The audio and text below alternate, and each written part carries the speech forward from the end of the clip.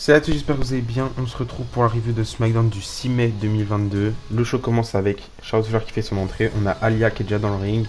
Elles vont parler du fait que Alia elle a abandonné la semaine dernière pendant le Beat the Clock Challenge. Elles vont parler de ça. Ensuite, à un moment donné, on aura Charlotte Flair qui va attaquer Alia et on a Ronda Rousey qui va venir. Elles vont s'échanger des coups avec Charlotte Flair, Ronda Rousey et Charlotte Flair. À un moment donné, les officiels vont devoir débarquer pour les séparer. À la fin, ils vont réussir à séparer Ronda Rousey et Charlotte Flair. Et c'est comme ça que se termine ce segment.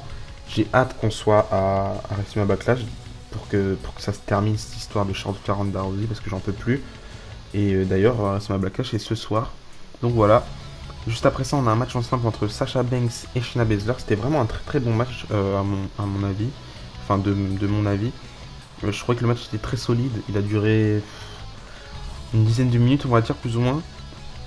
Donc je trouvais que c'était un très bon match. Ça va être Shayna Baszler qui va remporter le match sur un roll-up avec l'aide de Natalia qui va prendre le pied de Sasha Banks, le tenir pour que Shayna Baszler arrive à faire son roll-up. Donc voilà, victoire de Shayna Baszler, ça fait plaisir.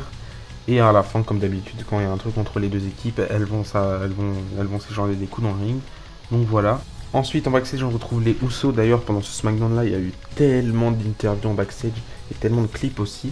J'ai l'impression qu'il y a eu plus de ça que des segments ou des matchs, et c'est assez dommage. Donc les Usos qui sont en backstage, ils vont dire que le moment de parler est terminé, que maintenant il est temps de se battre et ils n'ont pas peur des serpents. Donc ils font référence à RK Bro. Juste après ça, on a un segment avec Happy Corbin qui est sur le ring. On va voir Madcap Moss qui sera sur l'écran. Il va faire des blagues pourries, comme d'habitude. Faudrait qu'il enlève son personnage de Madcap Moss là. Riddick Moss, c'est bien aussi. Donc après, il débarque dans le ring. Il va faire des blagues à Baron Corbin sur le fait qu'il a eu plusieurs personnalités. Constable Corbin, Baron Corbin, le Lone Wolf, King Corbin, Happy Corbin. Enfin bref. Il va faire plein de blagues par rapport à ça. Et à un moment donné, il va lui dire qu'il peut plus être le Lone Wolf parce que le Lone Wolf il avait des cheveux et que maintenant Baron Corbin il a plus de cheveux. Du coup, il sera le loup chauve. Enfin bref. Et c'est comme ça que se termine ce segment. Je sais plus s'il s'attaque à la fin, je me rappelle plus du tout. Mais voilà, c'est un bon petit segment. J'espère que Baron Corbin va redevenir comme avant. Du moins j'espère. Mais voilà. Juste après, on a un match en simple entre Drew Gulak qui est de retour en tant que catcheur. Et il affronte Gunther. On sait à quel point ce match aurait pu être excellent. Mais c'est la WWE. Du coup, on a un bon petit match normal. Un gros squash de Gunther sur Drew Gulak. Au moins, ça fait un bon point positif. Gunther, il est bien booké en ce moment, même s'il affronte que des petits noms, à part Drew Gulak. Mais les dernières semaines, il affrontait des catcheurs locaux, du coup, voilà. Donc, victoire de Gunther avec son powerbomb là. Il fait le tomber tranquillement. Victoire simple, victoire facile. Et j'ai hâte de voir la suite pour Gunther. Ensuite, on est vers le parking, plus ou moins, enfin, vers la sortie du bâtiment. On retrouve Shinsuke Nakamura qui mettra un jour la main sur Roman Reigns. Donc ça fait plaisir de voir qu'on n'a pas abandonné cette histoire de Nakamura contre Roman Reigns. Moi j'espérais que ça se passe à la Summer Backlash, mais bon, tant pis.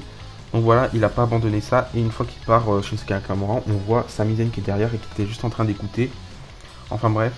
Et après, en backstage, encore une fois, on retrouve Drew McIntyre qui parle à Kayla Braxton. Et il nous dit que maintenant son équipe avec RK Bro s'appelle RK McBro. C'est pourri comme nom. Et du coup, voilà. Et il nous dit qu'on mérite un petit avant-goût avant SMA Backlash. Ensuite, on a un tag team match entre Sheamus et Ridge Holland face à Kofi Kingston et Xavier Woods. Cette fois-ci, c'est un tables match, donc on a une stipulation, ça fait plaisir, c'est cohérent. Le seul problème, c'est que la rivalité, elle dure depuis. Je pense que ça a commencé en janvier presque, après le Rumble. Du coup, ouais, c'est un peu long et ça mène à rien pour l'instant.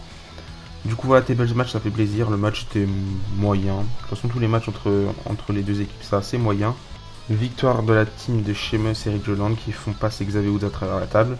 Et au passage, Butch est de retour. Enfin, Butch, je sais pas comment on dit, je sais toujours pas comment on dit. Il est de retour, même si on savait qu'il était toujours là. Donc voilà. Après, en backstage, on a Kayla Braxton qui est avec Paul Heyman, mais on a Sami Zayn qui arrive vers Paul Heyman. Il a une petite idée en tête. Il demande à Paul Heyman de dire à Roman Reigns qu'il s'occupe de Shinsuke Nakamura, parce qu'il a entendu Shinsuke Nakamura qui a dit qu'il aimerait bien sa vengeance, etc. Du coup, il a dit qu'il s'occupait de Shinsuke Nakamura. Paul Heyman il a dit qu'il appréciait l'initiative. Il remercie Sami Zayn. Puis Sami Zayn il dit oh, non, c'est moi qui te remercie. Enfin, c'est assez drôle, je vous conseille d'aller voir ce petit segment là. Et après, on retrouve encore une fois Sami Zayn qui va vers Adam Pearce pour lui demander d'avoir un match face à Sami Zayn ce soir. face à Shinsuke Nakamura ce soir. Du coup, on aura bien Sami Zayn contre Shinsuke Nakamura juste après. Mais entre temps, on a Lacey Evans qui fait son retour. Elle apparaît, elle fait son entrée. Elle salue les fans et puis elle repart. Ça me fait penser à l'époque de 2019 quand elle a fait son début dans le main roster. Où elle faisait des allers-retours comme ça. C'était la bonne époque. Non, je rigole. Enfin voilà. Je suis pas trop fan du nouveau personnage de Lacey Evans. Je préférais quand elle était en Sassy Southern Belle. Je trouvais que ça rajoutait un truc en plus. Mais bon, on va faire avec. Juste après, on a le match en simple entre Shinsuke Nakamura et Sami Zayn. Bon match en vrai, enfin bon match, sans plus. Mais victoire de Sami Zayn par décompte à l'extérieur. Et enfin, on passe au main event. Enfin, le main event, c'était pas un match, mais c'était le dernier segment face à face entre RK McBro, comme on appelle, et la Bloodline. Au début, on a Drew McIntyre et RK Bro qui sont en ring. Ils vont faire référence à Roman Reigns et tout ça. Ils vont reconnaître plein de trucs. Matt Riddle, par exemple, il va reconnaître que Randy Orton est son meilleur ami. Randy Orton, lui, va reconnaître qu'il a battu Drew McIntyre pour devenir champion de WWE. Drew McIntyre, lui, va reconnaître qu'il a récupéré le titre à Orton. Enfin bref. Puis on reconnaître que c'est du passé, etc., etc. Puis on a la Bloodline qui va débarquer. Roman Reigns, il arrive avec un micro, mais puis il va lancer son micro. Il arrive vers le ring, face à face. C'est incroyable. On dirait évolution contre le Shield. Donc voilà. À un moment donné, ils sont face à face. Et là, ça part en cacahuète. Tout le monde attaque tout le monde. La Bloodline prend l'avantage, mais puis on a le double RKO sur les Usos. Et suivi d'un Claymore Kick sur McIntyre. Donc voilà, c'est comme ça que se termine ce SmackDown. Je trouvais que c'était un bon SmackDown quand même. Je sens que la rivalité entre Drew McIntyre et Roman Reigns, ça va être insane. Du coup, j'ai hâte de voir. Donc voilà, donnez-moi votre avis dans les commentaires. On se retrouve lundi ou mardi, je sais pas, pour la review de WrestleMania Backlash. Et du coup, mercredi ou mardi pour la review de Raw. Et d'ici là, je vous dis à la prochaine. Et n'oubliez pas, tant qu'à catcher l'export. Bisous.